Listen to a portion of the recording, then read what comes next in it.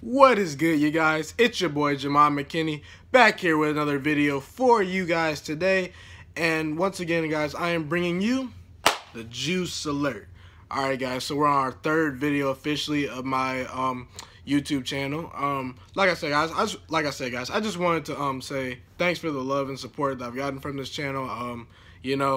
Over the past 4 days, I believe we're up to 54 subscribers, which is really good considering this channel's only been up for about 4 days. I just want to thank you guys for supporting my videos. I think we're up to 140 views on the first video, around 85 on the second, which is really good considering this channel is very new and whatnot. So like I said guys, just continue to hit the like button on this video. Hit the like button right now if you haven't already. Just continue to subscribe to the channel if you haven't already. Turn on the post notifications. Share this video with your friends. And like I said, guys, just continue to show this love on this channel. The only way this channel can get better is through me, having more likes, having more subscribers, and even dislikes. If you dislike videos, just go ahead and dislike them. Commenting on videos. The more you guys put out that love and likes and comments and whatnot, the more this channel gets spread throughout YouTube and it'll get seen by people. So like I said guys, the only way I'm going to continue to do these videos is if this channel continues to grow, and it has been growing a lot, so you guys are doing a great job. Just keep it up. Alright, so let's get into it. So today we're going to talk about why I think Ohio State will win the Big Ten and why they're going to beat Michigan on November 24th. Correct me if I'm wrong. Someone in the comment section, if you want to correct me about the date, is fine. But yes, Ohio State and Michigan right now, both are one-loss teams. Both teams, I believe, are 9-1. Ohio State most recently being ranked number 10 in the college football, the second week of the college football playoff poll. Michigan number 4. And yeah, so I'm going to talk about why I think Ohio State is going to win the Big Ten. I'm going to talk about why I think that is, and we're just going to dive into it. I'm going to chime in. So let's get right into it. So let me get my notes. One of the first reasons why I think, well, first of all, before I get into this, people have been saying to me, oh, Ohio State, they got no shot. They're overrated. Oh, Ohio State, nope, they're not going to win. Michigan going to beat y'all by 3 touchdowns, man. No, listen, guys, just stop it, okay? Just calm down. Oh, by the way, I had to represent, Ohio State Buckeye shirt. Ezekiel Elliott. I got Ezekiel Elliott jersey on right now. Very big part of the 2014 national title Ohio State Buckeyes team. I had to represent, today because we're talking about Ohio State, my team. We're gonna talk about them a lot, so get used to it. But anyway, I got a little bit off topic. Yeah, representing because we're talking about Ohio State. But anyway, I've been hearing a lot about how Ohio State is going to get blown out in this game. I do not see Ohio State blowing Michigan out. I don't see Michigan blowing Ohio State out, okay? I think this is going to be a very close game. The reason why I say that is because, if looking at the notes, the last 6 games that Ohio State and Michigan have played, 4 of them have been very competitive. Now, there have been 2 blowout wins, both by Ohio State. Ohio State's won the last 6 games of this matchup. In 2014, Ohio State beat Michigan 42-28. And in 2015, Ohio State beat Michigan 42-13. But other than that, Ohio State's won by 1 point, 5 points, 3 points, and 11 points last year. Now, last year the game was a little bit more closer than that because Ohio State scored a late touchdown. Really, they were up by about 3 or 4 or whatnot. And then they scored a touchdown, and maybe they got a 2-point game. I don't remember. But anyway, like I said, this game is going to be very close because this is a rivalry game. Teams get up for a rivalry game, guys, okay? Stop with the pressure saying, Ohio State going to get blown out, or, oh, we're going to blow Michigan out. No, you're not. It's going to be a close game. It's going to be a game. So that's a good thing. That's good for college football. We love these classic Ohio State-Michigan games. Ohio State-Michigan is one of the best rivalries in college football. So, like I said, Ohio State's going to compete in this game, and I think they're going to win. Now, the reason why I think they're going to win is because, let's be real, guys, this game is at home for Ohio State. Now, Michigan on the road this year, they played some good teams on the road. Well, really, Notre Dame's pretty elite. Michigan State's okay. But they played in 3 key road games, okay? I'm going to break down these 3 road games. Michigan in 3 very important road games. The very first week versus Notre Dame, who's ranked number 3. So Michigan lost that game, but that's a good loss for them. But you have to look at the way they played, okay? in the three road games, like I said, versus Notre Dame, they scored 17 points. Okay, they scored 20 points versus Northwestern. They barely won that game, 20-17. And they also beat MSU in East Lansing, Michigan, at Michigan State, 21-7, I believe. But as you can see, they've scored 17, 20, and 21 points. That's not a whole lot of points, especially for a college football team. Now, I get it. Like, some of those teams are pretty good. But let's be real. Ohio State at home this year. This is Ohio State at home. Ohio State scores 77, 52, 49, 49, 30, and 36 points. And Ohio State has the better offense headed into this game. Coming into today,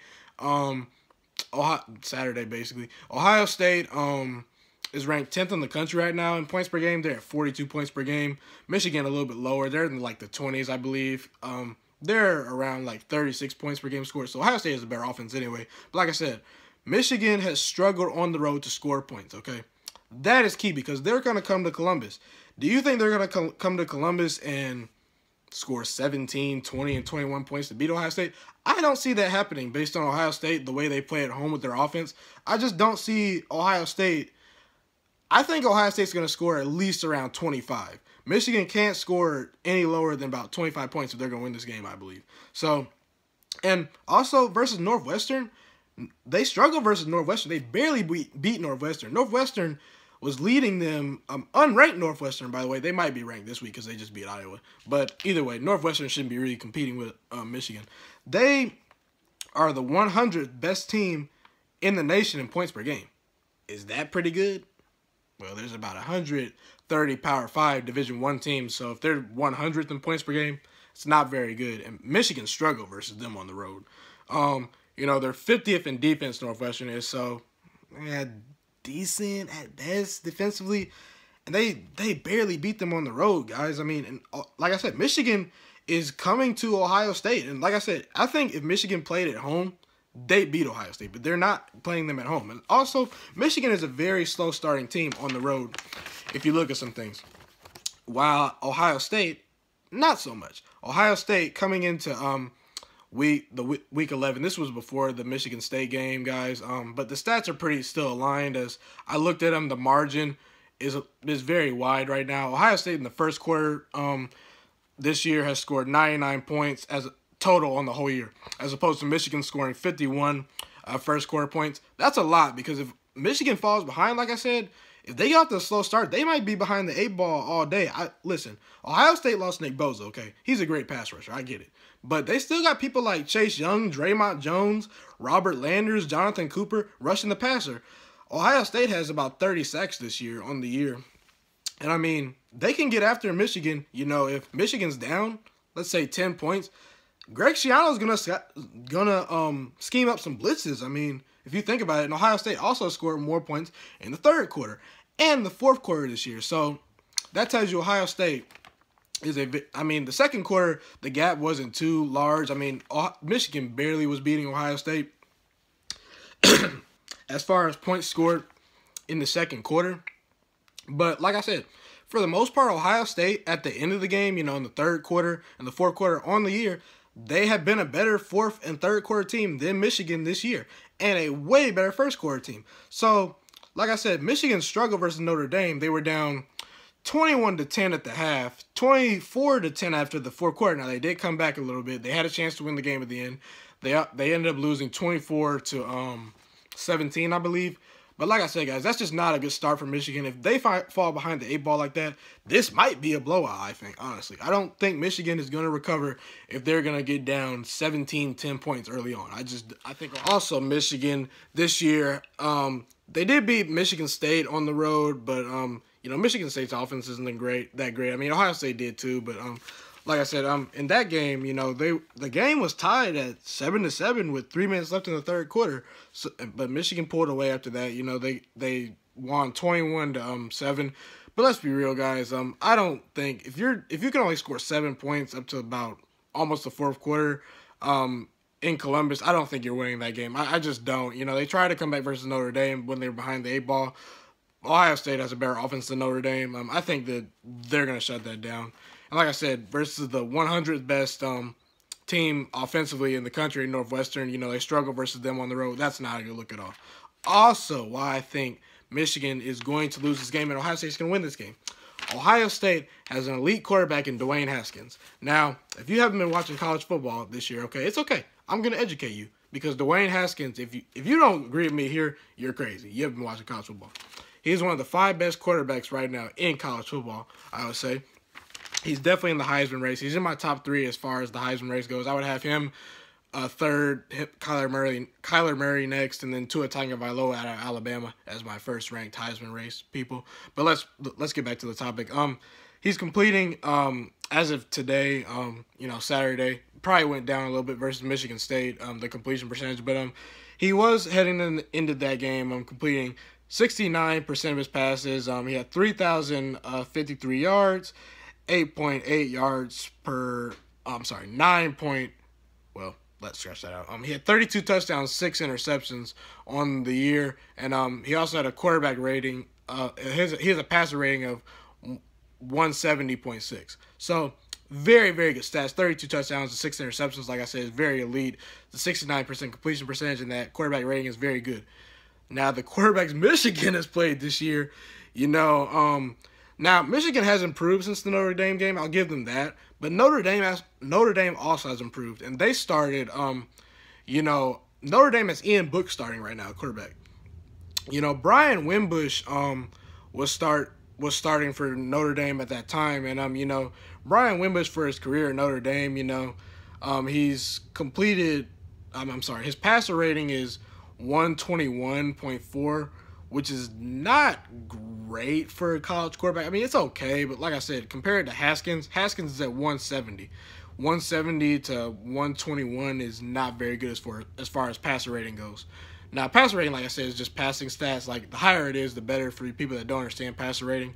But like I said, the higher your passer rating is, the better. And versus Northwestern, the Northwestern quarterback, his quarterback rating is 118. Wisconsin, but Michigan beat Wisconsin pretty handily. Their quarterback, Alex Hornibrook, his passer rating this year is 135.5.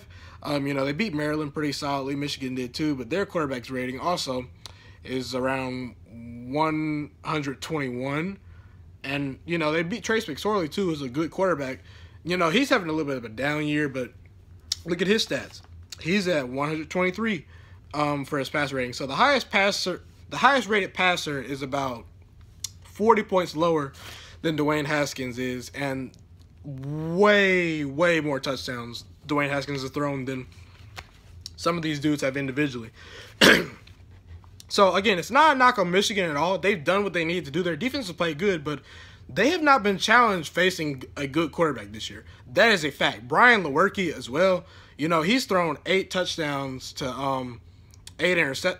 He's thrown 8 touchdowns to 8 picks. That's probably 8 touchdowns and 9 interceptions now because he just threw one today versus Ohio State. But yeah, like I said, they have not been challenged at the quarterback position as far as the opposing team goes. The opposing quarterbacks they play this year have been abysmal. Okay, so that's one reason why Ohio State's going to win. And Shea Patterson is a good quarterback, I think, but I think Dwayne Haskins is better. He's having a better year numbers and statistically wise. And Ohio State's offense is better, like I said, than Michigan. So that's another reason why I think Ohio State's going to win this game. Also, because Ohio State, now they've been an up and down team this year. I'm going to tell you right now, I've watched most of the games. I'm a huge Ohio State fan. Ohio State has been a roller coaster ride this year. But to start the year, Ohio State, the first 5 weeks was averaging 49 points per game. And through 7 weeks, they were 7-0, top 2 in the country. They were rated higher than Michigan. And, like I said, the first 5 weeks, after the first 5 weeks, Ohio State has hit a little bit of a slump. They've lost to Purdue 49-20. Not a good look at all for Ohio State. I'm not going to talk about that. But, versus Minnesota, versus Nebraska, they've struggled a little bit. I'm going to admit. Even versus Michigan State today, they, were getting dominated by Michigan State defensively for a while. They ended up turning it up in the fourth quarter and whatnot. But like I said, Ohio State hit a little bit of funk after those first 5 games. But the first 5 games they played, Ohio State was averaging 49 points per game. That's very good. I mean, that would be top 3 in the country right now. Defensively, that's key as well because Ohio State was averaging 19 points per game allowed, which would be around 15th in the country if they, continued that. I understand, I'm saying, oh, that was in the past. I think they got back to that today versus Michigan State.